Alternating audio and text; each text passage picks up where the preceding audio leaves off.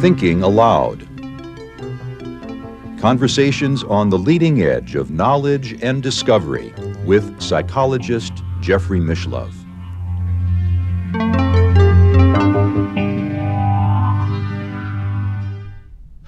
Hello and welcome. I'm Jeffrey Mishlove. Today we are going to look at the human kingdom and the animal kingdom. We're going to see what distinguishes them and what do they have in common. With me is Miranda Alcott. She is an intuitive animal communicator. She is also the author of a chapter called Listening to Water in a book titled The Healing Properties of Water, edited by Masaru Emoto. Welcome, Miranda. Thank you, Jeffrey. Thank you for asking me to come. It's a pleasure to be with you once again. Yeah. You know, I'm of mixed minds about this question, and I say so, and I'll just lay it out.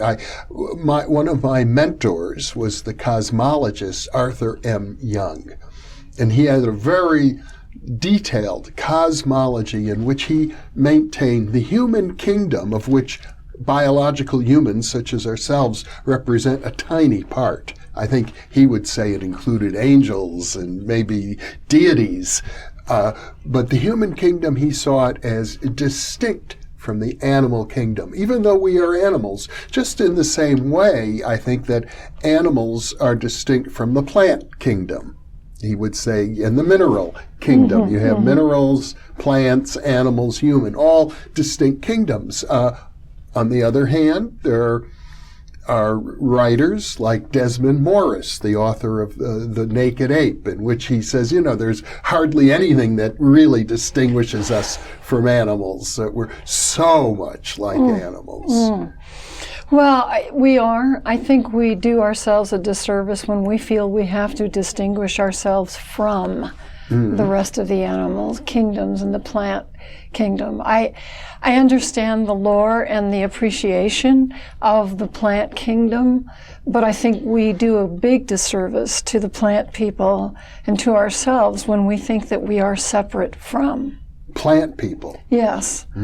To me, they're people. Someone said to me the other day, Miranda, you know the difference between you and me? And I said, well, no. And she said to me, because to you, everything talks. And it's true, it does. Yeah. And I think that if we hold the perspective, at least the possibility of it, that people will understand they're hearing and experiencing a lot more. What is it when we go into the Grand Canyon that we can stand in what would be defined as silence, and it's not? What is it that we feel? What is it that we sense? And people say they're rocks, for Pete's sake. They're stones, and they're beings, and they carry a lot of information, just as we know plants. And there are those wonderful people who are making music, attaching diodes to plants. Yes. It's just and that's a study that goes back years, Jeffrey, as we know. So I feel we are doing a disservice to ourselves every time we say we are separate from, we have a higher intelligence. No, we have a different form of intelligence. I really encourage people to take a look at, and everyone is used to hearing we are all one, we are so-and-so. Yeah. That's really great, but if you don't really understand what that means, you have a tendency to say, yeah, but my cat doesn't drive my car. No, that's correct, and your cat didn't mess up the environment either. So, well, humans seem to be the only species who have the capacity to destroy all life on the planet. That's a really great point. I have no argument for that. That's absolutely true. And it's because of the fact that we make tools. I know other animals animals use tools, many of them. Crows being one, make their own tools. But we can't really hide behind the fact that it's because we make tools. It's how far we've taken it. Yeah. With this intelligence that we have. Right. With this intelligence that we have, we've messed up a lot. We have the ability to imagine ourselves as being separate from nature. We do. And we are not. And in fact, as fast as we are going forward about we can create and using nanotechnology to build itself, that's exciting and very stimulating. At the same time, why don't we use that technology to undo what we've done, as opposed to having such new frontiers? Just for our consideration. Well, undoing what we've done seems to be one of our weaknesses. Yes. But let me try and grasp what might be an important differentiator, and that is the idea of imagining something that doesn't exist.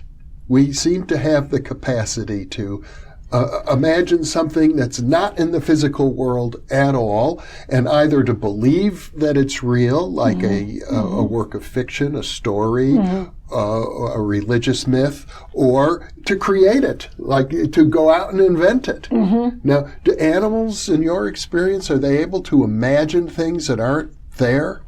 I think no. And that, from my perspective, they can help us in what we are trying to work on, but no. The animals are fully present. Now, here's what I mean by that. A lot of people think that fully present means tied to the present frame of time. And that's actually not what I mean in this case. I mean there is a full presence that exists in more than one realm, if you will. All of it is real. We just defined it. The only commonality that we have is, energy. Everything comes down to energy. The quantum physics about a table is really just molecules put together. There's space in between. Took us one heck of a long time to get that far. So with a species that says you have to be able, if it's real, it has to be, that in itself is incredibly limiting. If you subscribe to that, you're going to hold yourself in the pattern of doing harm. The interesting thing is, the very thing that we create, which is real, is the very thing that is messing up where we live. If we were more allowed ourselves to be aware of, that's not creating another reality. That's being aware of what's already there. Well, what you're suggesting is that on the spectrum of things that could be sensed, human sensory apparatus is much more limited. Well, Jeffrey, here's the thing about that. It's only limited because we have made choices to believe that science is God. We get into a position where, unless it can be done again and again or proved, unless it can be so-and-so, it is holding us in that pattern as being a form of judgment against what reality is. But what I meant was a little different, I think. I was thinking, for example, dogs have maybe 1 million times more olfactory acuity than a human has. Yes. But that doesn't mean that it doesn't exist. It exists. No, it does exist. Exactly. We're blind to it. They can smell things that we can't even imagine. That's right. And they can hear sounds that we cannot hear. That's right. And so if we allow ourselves to dissolve the difference between us and them as a different species, we can utilize their senses. We can utilize what they do, and we become a hunting team. We become an incredibly powerful grouping of people, of beings. Well, there's extraordinary symbiosis between humans and domesticated animals. Yes. And I suppose even wild animals, we live in a kind of symbiotic relationship with them as well. We do. We do, and as a matter of fact, right now I was just studying some work on everyone separating wolves from us, and it's interesting because when we look back in history as to who taught whom, we are now uncovering how old wolves are, how their lives actually had more effect on us than ours on them, that they actually trained us to hunt with them. We didn't train them. Really? They trained us. I see. So it's fascinating to look at all the animals. Now, how would anybody know what took place so many thousands of years ago? There's a wonderful man, Safina, who has written wonderful books. He's a researcher. And his focus is actually going back, and he has proof and studies and what we've discovered recently about the aging of wolves and when we came onto the planet. And what they were were doing and how they were advanced hunting before we were. I see. So it's an interesting connection. Well, now speaking of wolves is a good example because dogs are very closely linked to wolves and are probably dogs are a species probably, I'm guessing, created by humans. Yeah, well, they have just now changed the name back to wolf for canines. It used to be canine familiaris. Now it's back to canine lupus. And that has to do with the fact that, they actually are wolves. They are wolves. Yeah. But we have created, let's put it this way, many, many varieties of dogs that are total human creations. Yes, totally. Yeah, designer beings. Our genetic experimentation on dogs has been going on for thousands of years. Right. Well, yes, we've been messing with them. Yeah. For not that long, not thousands of years, but certainly for a few hundred in the sense of specific breeding. Very specifically, but I would imagine even older. Oh yes, our interactions and affected. Not, breeding experiments is what I'm thinking. Yeah. Isolating populations, not doing genetic engineering. Right. Okay. Sorry. Yeah. But animals don't do genetic breeding on humans, do they? Too bad. I have a feeling they might have some great improvements. I certainly have experienced them to have some great improvements. You've worked with many different animal species. Yeah, not nearly enough, but I have. I enjoy each one of them. Certainly, and I haven't had as much depth in every field that I would love to, but every single species has a different culture. They have a different way to exist, and they have full civilizations and societies within their own cultures. We are just finding out technically about them. We're just studying them. And I find bees to be absolutely fascinating because the dance that bees do with each other, which we thought was in the beginning just a dance and how they would gather their pollen and what they're doing, they're actually passing on information to another bee as to where the best flowers are, what direction, what elevation. The information of, and don't bother going over to that field because they're not there. Very intricate information so that the bee can return to the hive and create food for everyone. So it's a language. Absolutely. And therefore the culture matches that language. We come along and we may step on a bee or we may use pesticides, which I know we all are aware of now is what's been a real problem for the bees, which is a problem for us because they supply us with our food. But paying attention to what's going on with them, I believe we will be able to help them come back. We're starting to, but we're a ways. Yeah. Well, it requires, I suppose, I'm going to call it an eco-psychology, an understanding of how everything is connected. Yes. And it requires, and that's one of the things I love about the kids who are growing up today. I find them to be so excited about the environment because they are feeling they can do more, which is wonderful because they have a really hard job ahead of them. But if you listen to them, they will talk about how excited they cleaned up a park and they know so-and-so, and they will correct people, and they are starting to be much more forthcoming. They're starting to be much more verbal about what's right and what needs to happen. And, wonderful teachers are teaching these young people. Yeah. Human teachers. Human teachers. Well, all kinds. Well, do you think that animals have a sense of ecology? That's a pretty abstract notion. It's more that they it depends on what level we're communicating with them. If we look at them as a generalized species, yes, there are animals that move to different areas because an area is burned out. So, in other words, are they saying, it's too bad we have to do this? They're surviving. Yeah. But as far as where they're going to have their young, they will move because they cannot support their young or they die. Yeah. You know, so do they pull off the planet and look at the ecology? Usually not until they've transitioned out of their body, and that's a whole nother subject. Which we'll spend a whole half hour on that subject as well, because I know you have a lot to say about it. Yeah, well, there's a lot to learn. But that's a commonality. What you're saying is that if there's an afterlife that humans experience, you're saying animals are there too. Because I think we that's a whole nother subject, Jeffrey. Yeah. I mean, I hesitate because we can give our viewers a taste. Yeah, okay. So it's a whole nother subject to look at. If we are in an afterlife, which I have experienced that is what's happening, then our responsibilities continue.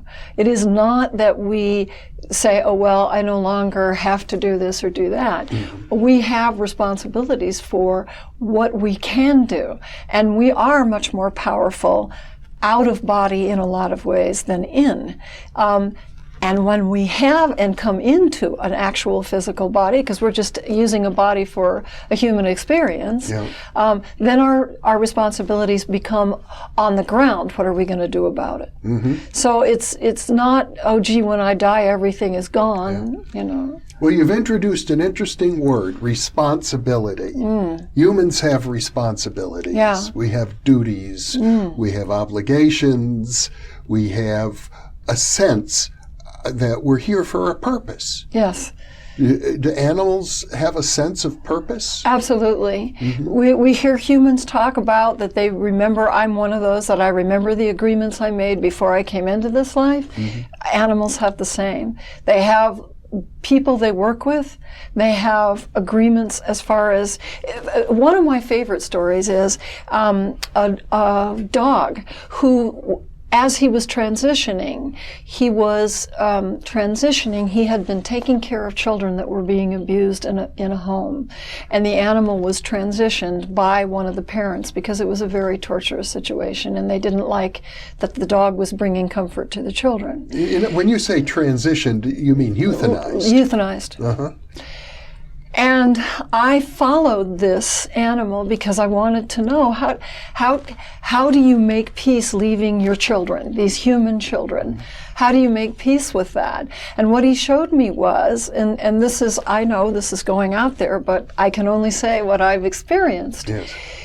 He's connected to a whole network of beings that work with children that are being physically abused in physical. They are not in the physical, but they are a network that help to bring peace and focus as much as they can and support to those children who are just trying to make it.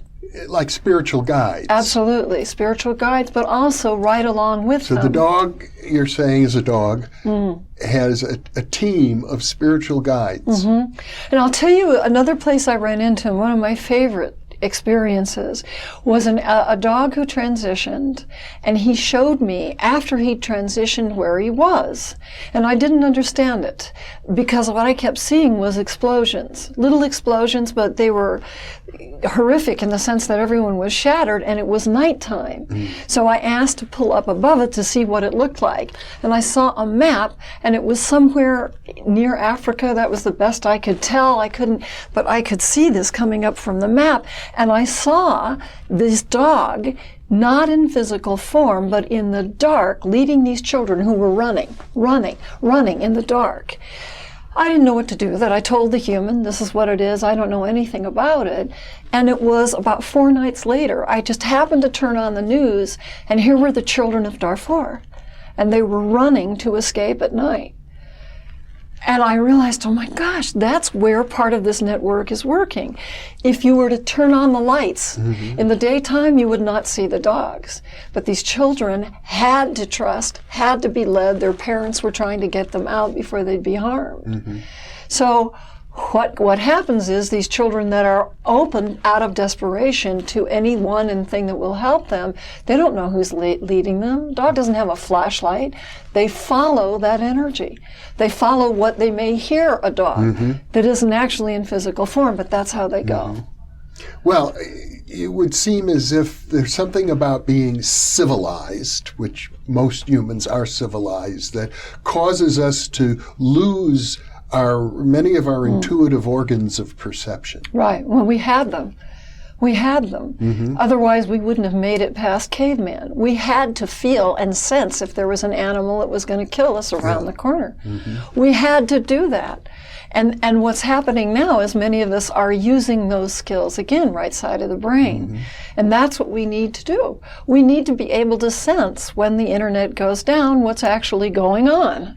Well, let me ask you this, because we're so close to our domesticated animals, they become civilized in a way like we do. Do they also lose some of that gift? Many of them do. I haven't experienced animals that I could not communicate with. I've experienced animals, one in particular, that did not want to communicate. That's a choice. That's a conscious choice of no human. No.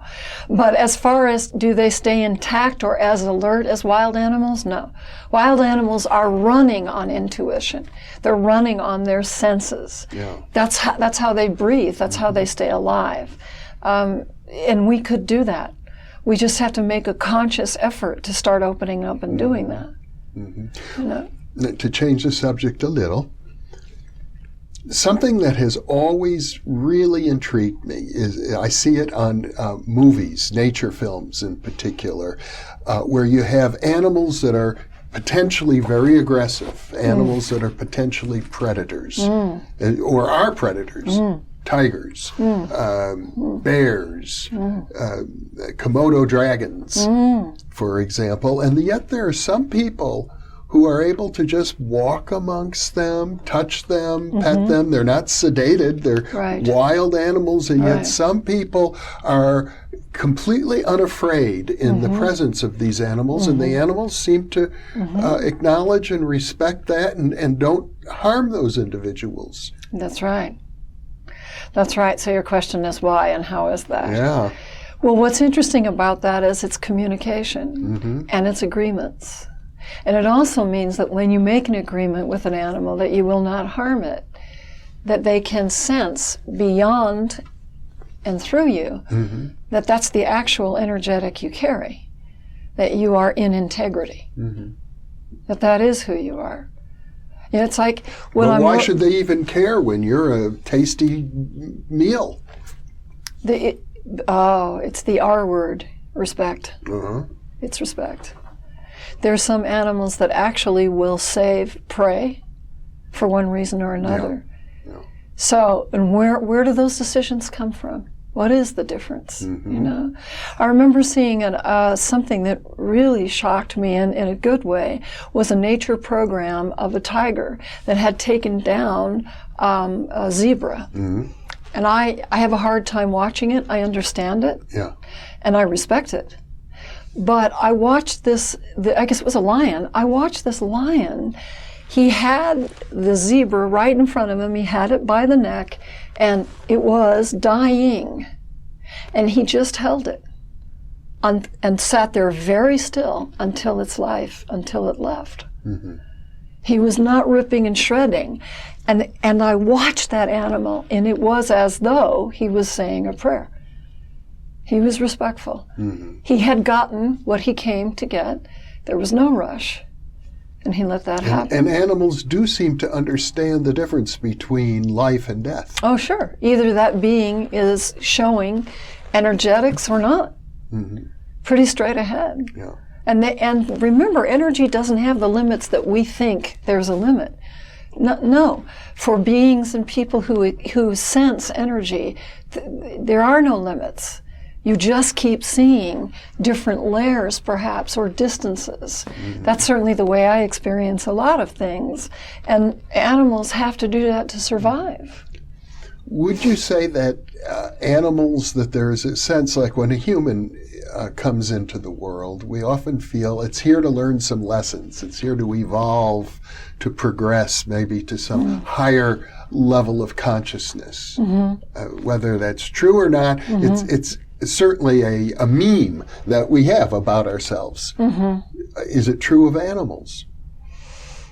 It depends on the karma of that animal, and there are many different sects that use animals in their beliefs. But I have met humans and animal bodies. I have met beings that have had a human experience. Had a human incarnation and now are an animal again. Yeah.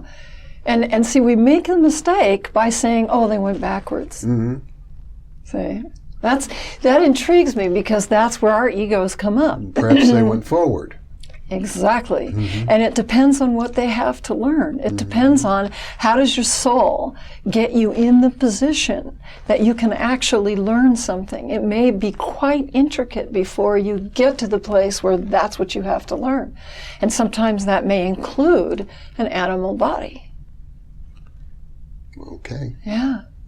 To learn those specific lessons, which also means it isn't that long of a lifetime. And we have shamanistic traditions where the shaman will incorporate or enter into the body of an animal. Absolutely. Absolutely. So, I guess, it's such a large topic. It is. There's so much that could be said. Yeah, you know, and that gets into shape-shifting and that gets into, but the bottom line is if we open up to possibility. That's all I'm asking. I am not here to convince anyone of anything. All I'm here is to offer an hors d'oeuvre tray.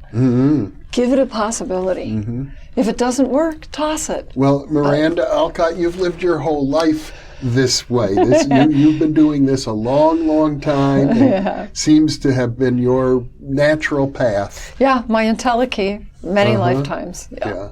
Your entelechy, that's a great word. Thank you. Thank you so much for being with me, Miranda. It's been a real pleasure. Thank you for asking me, Jeffrey. I enjoy coming. I know we're going to have a lot more to talk about. We are. As well. Thank you for inviting me. My pleasure. And thank you for being with us.